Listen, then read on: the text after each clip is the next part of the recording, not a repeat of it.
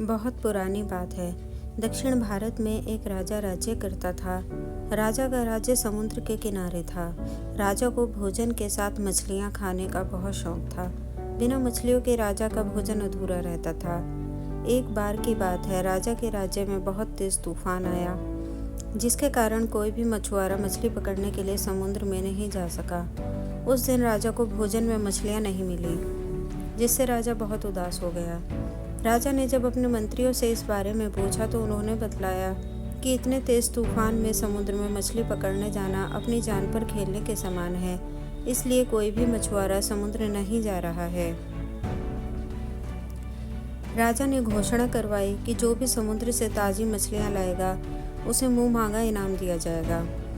राजा की घोषणा सुनकर मछुआरों के मन में लालच तो आया, लेकिन कोई भी मछुआरा अपनी जान जोखिम में डालने के लिए तैयार नहीं हुआ। उसी राज्य में एक बहुत ही गरीब मछुआरा रहता था। उसे जब राजा की इस घोषणा का पता चला तो अपनी दरिद्रता दूर करने के लिए वह अपनी जान की परवाह किए बगैर समुद्र में चला गया।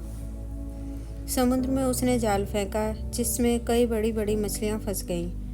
मछुआरा मछलियों को लेकर राजा के महल पहुंचा, किंतु राजा के सैनिकों ने उसे महल में नहीं घुसने दिया।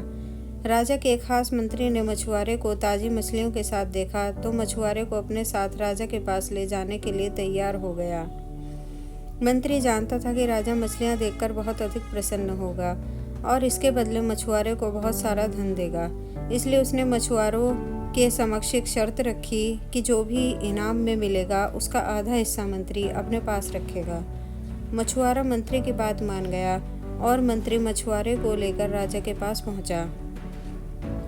मछुआरे के पास ताज़ी ताज़ी मछलियां देख राजा बहुत खुश हुआ। राजा ने मछुआरे को मुंह मांगा इनाम मांगने के लिए कहा। मछुआरा राजा से हाथ जोड़कर बोला, महाराज मुझे 20 कोड़े मारे जाएं। मछुआरे की बात सुनकर राजा को बड़ा आश्चर्य हुआ और उसने फिर से मछुआरे से कुछ मांगने के लिए कहा, किंतु मछुआरे ने फिर 20 कोड़े खाने का इनाम मांगा।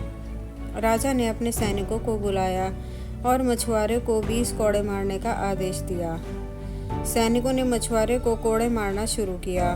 10 कोड़े खाने के बाद मछुआरा राजा से बोला, महाराज मुझे आप जो भी इनाम देंगे उसका आधा हिस्सा मुझे मेरे हिस्सेदार को देना पड़ेगा, इसलिए बाकी के 10 कोड़े मेरे हिस्सेदारी को दे दिए जाएं।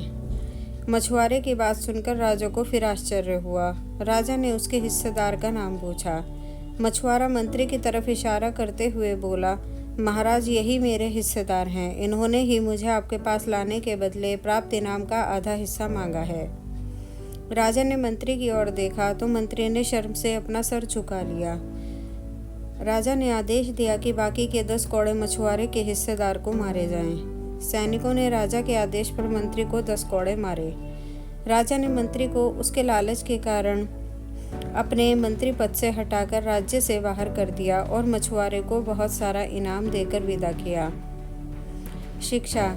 राजा और लालची मंत्री की कहानी से हमें शिक्षा मिलती है कि लालच में आकर कभी भी किसी को अनावश्यक रूप से परेशान नहीं करना चाहिए।